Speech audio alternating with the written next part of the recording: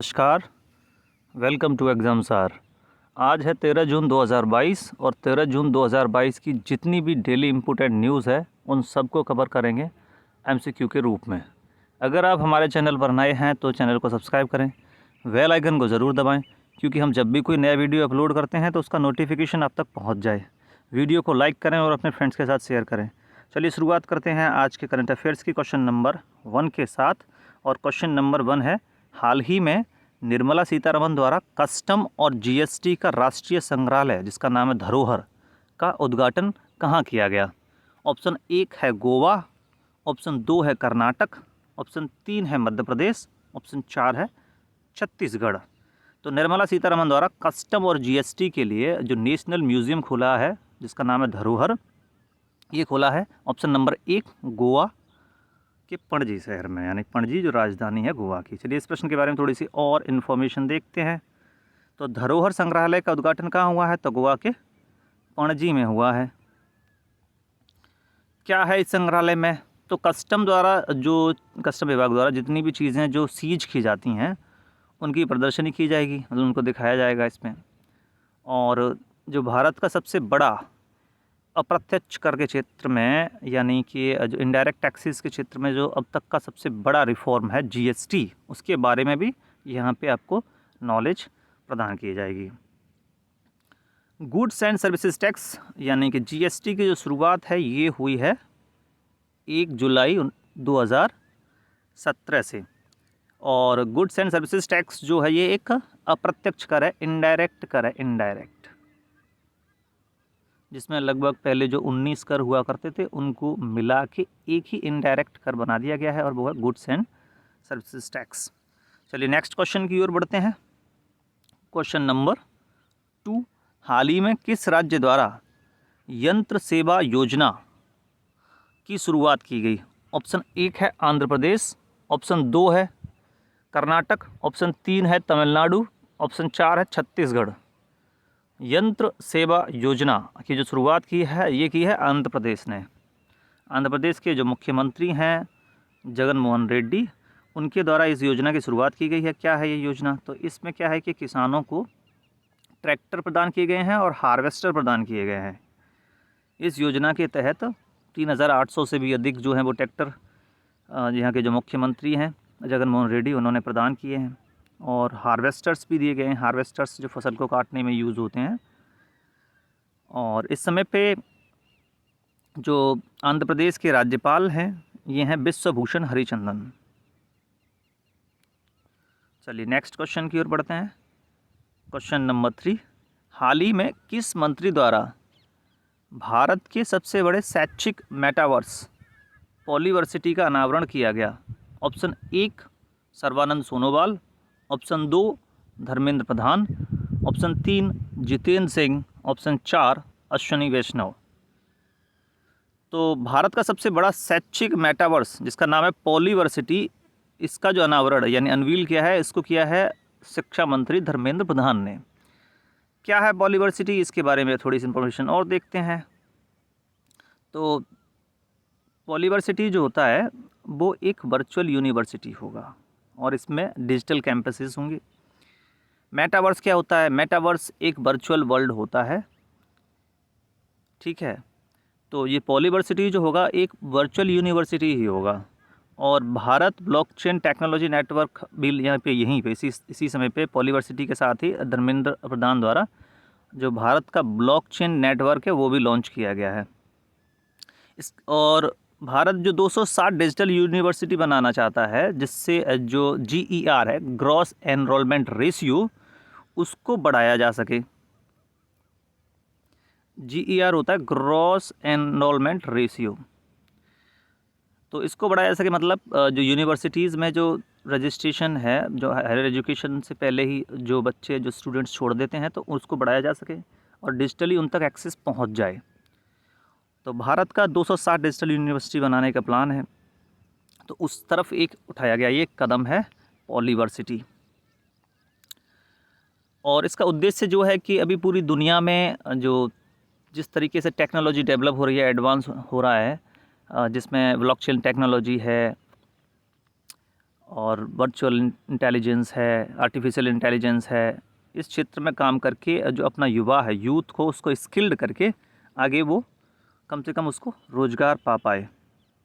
चलिए next question की ओर बढ़ते हैं। क्वेश्चन नंबर 4, हाल ही में किसे Mahatma Gandhi national rural employment guarantee scheme का ओम्बुड्समैन यानी लोकपाल नियुक्त किया गया है? ऑप्शन 1 है ए मणिमेखला, ऑप्शन 2 है अजय कुमार श्रीवास्तव, ऑप्शन 3 है स्वरूप साहा, ऑप्शन 4 है N J Ojha. Mahatma Gandhi national rural employment guarantee scheme और इसका जो लोकपाल ओम्बुड्समैन नियुक्त किया गया है ये है एनजे ओझा। ये जो हैं इससे संबंधित जितनी भी शिकायतें आएंगी उनको संज्ञान में लेंगे और उन पर कार्रवाई भी करेंगे। तो मनरेगा के जो लोकपाल नियुक्ति हुए हैं ये हैं एनजे ओझा। चलिए इस क्वेश्चन के बारे में थोड़ी सी और जानकारी देखते हैं। तो ये पूर्व रजिस्ट्रार रहे हैं विश्वविद्यालय में और इनका नाम है एनजे ओझा और ये बने हैं मनरेगा के लोकपाल। 2 वर्ष के लिए इनको नियुक्ति की गई है। और राष्ट्रीय ग्रामीण रोजगार गारंटी अधिनियम यानी नरेगा, पहले शुरुआत में ये नरेगा ही था और 2005 के तहत इसकी शुरुआत हुई थी नरेगा की। ग्रामीण क्षेत्रों में इसके द्वारा जो रूरल क्षेत्र में जो अनस्किल्ड लेबर होता है उसको 100 दिन की गारंटी देता है। 200 दिन का काम कम से कम उनको मिलेगा, ये कानून इसकी गारंटी देता है। 2009 में इसका नाम बदल के कर दिया गया है मनरेगा यानी Mahatma Gandhi national rural guarantee employment scheme. चलिए नेक्स्ट क्वेश्चन की ओर बढ़ते हैं। Question number 5, world day against child labour कब मनाया जाता है? ऑप्शन नंबर 1 है 11 जून, ऑप्शन नंबर 2 है 10 जून, ऑप्शन नंबर 3 12 जून, ऑप्शन नंबर 4 8 जून। तो world day against child labour ये मनाया जाता है हर वर्ष 12 जून को। ये क्यों मनाया जाता है? तो जो बच्चे होते हैं कम उम्र के उनको वो जो लेबर एक्टिविटीज़ में लगे रहते हैं इस बारे में जागरूकता फैलाने के लिए ये मनाया जाता है ताकि उनको उससे बाहर निकाल के उनको शिक्षा की ओर या आगे की ओर बढ़ाया जा सके। तो बाल श्रम को रोकने के लिए यानी चाइल्ड लेबर को रोकने के लिए और उसके बारे में जागरूकता अवेयरनेस फैलाने के लिए इसको 12 जून को हर वर्ष मनाया जाता है। ILO द्वारा इसको मनाया जाता है, ILO के अधीन इसको मनाया जाता है। और इस बार की जो थीम है 2022 की वो है universal social protection against child labour. ILO की जो स्थापना हुई है ये हुई है 1919 में, इंटरनेशनल लेबर ऑर्गेनाइजेशन। और इसका जो हेडक्वार्टर है ये है जेनेवा। जेनेवा कहाँ है? स्विट्ज़रलैंड में है। इसके जो डायरेक्टर हैं ये हैं Gilbert, director general Gilbert Houngbo. चलिए नेक्स्ट क्वेश्चन की ओर बढ़ते हैं। क्वेश्चन नंबर 6, किस केंद्रीय मंत्री द्वारा भारत की पहली पशुओं की वैक्सीन और वैक्सीन का नाम है एनोकोवैक्स लॉन्च की गई? ऑप्शन 1 है नरेंद्र तोमर, ऑप्शन 2 है अनुराग ठाकुर, ऑप्शन 3 है धर्मेंद्र प्रधान और ऑप्शन 4 है मनसुख मंडाविया। तो इसको लॉन्च किया है केंद्रीय कृषि मंत्री नरेंद्र तोमर द्वारा। चलिए प्रश्न के बारे में थोड़ी सी और इन्फॉर्मेशन देखते हैं। केंद्रीय कृषि मंत्री नरेंद्र तोमर द्वारा जो पशुओं के एनिमल्स की ये इंडिया की पहली वैक्सीन है जिसका नाम है एनोकोवैक्स। एनोकोवैक्स क्या है? एक inactivated SARS CoV Delta vaccine है। सार्स का फुल फॉर्म क्या होता है? Severe acute respiratory syndrome. ये जो डेल्टा वेरिएंट है वो उसका इनएक्टिव वायरस इसमें डाला गया है। और इसको बनाया किसने है? तो इसको बनाया है national research centre on इक्विन्स Haryana ने। चलिए नेक्स्ट क्वेश्चन की ओर बढ़ते हैं। क्वेश्चन नंबर 7, हाल ही में सुर्खियों में रहे आर प्रागनंदा का संबंध किस खेल से है? ऑप्शन 1 शतरंज, option 2 badminton, option 3 lawn tennis, option 4 table tennis. तो आर प्रागनंदा जो हैं ये शतरंज यानी चेस के खिलाड़ी हैं, ये चेस मास्टर हैं और चेस की दुनिया में ये एक बड़ा नाम है भारत का। चलिए इनके बारे में थोड़ी और इन्फॉर्मेशन देखते हैं। तो आर प्रागनंदा ने अभी नॉर्वे में चेस टूर्नामेंट जो हुआ है उसमें ग्रुप ए का टाइटल जीता है आर प्रागनंदा। और इन्होंने हराया किसका था? तो इन आर प्रज्ञानंदा ने हराया है वी प्रणीत को, और हराकर इन्होंने जीता है नॉर्वे का चेस टूर्नामेंट का ग्रुप ए टाइटल जीता है। अभी कुछ समय पहले ही इन्होंने हराया था जो दुनिया के नंबर 1 खिलाड़ी हैं नॉर्वे के मैग्नस कार्लसन, उनको इन्होंने रैपिड चेस टूर्नामेंट जो ऑनलाइन हुआ था उसमें हराया था इन्होंने।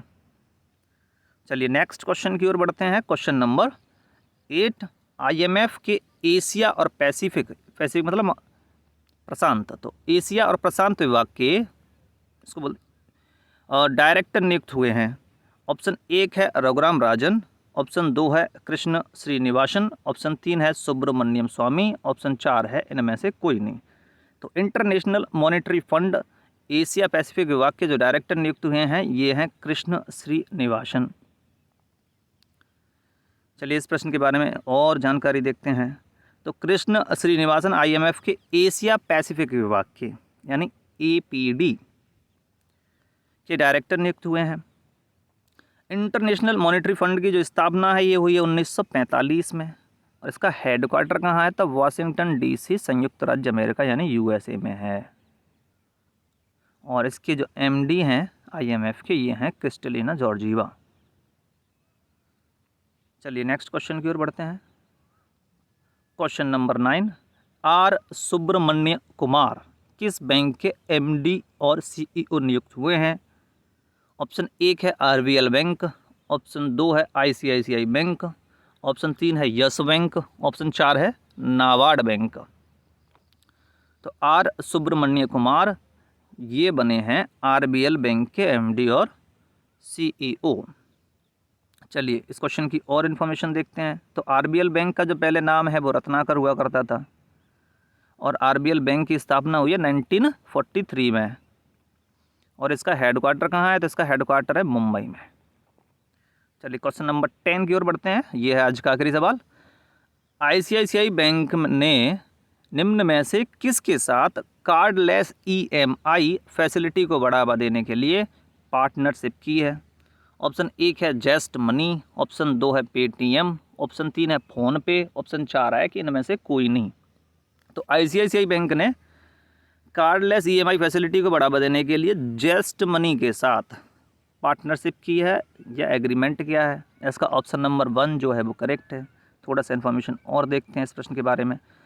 तो ICICI बैंक एक प्राइवेट बैंक है यानी निजी क्षेत्र का बैंक है। इसकी स्थापना जो हुई है ये हुई है 5 जनवरी 1994 को, और इसका मुख्यालय जो है वो बड़ौदा गुजरात में है ICICI बैंक का, और इस समय इसके चीफ एग्जीक्यूटिव ऑफिसर ये हैं संदीप बख्शी। तो ये था आज का आखिरी सवाल। वीडियो अच्छा लगा हो तो वीडियो को लाइक करें, अपने फ्रेंड्स के साथ शेयर करें। अगर आप इन क्वेश्चंस का PDF भी चाहते हैं तो फिर आप हमारे टेलीग्राम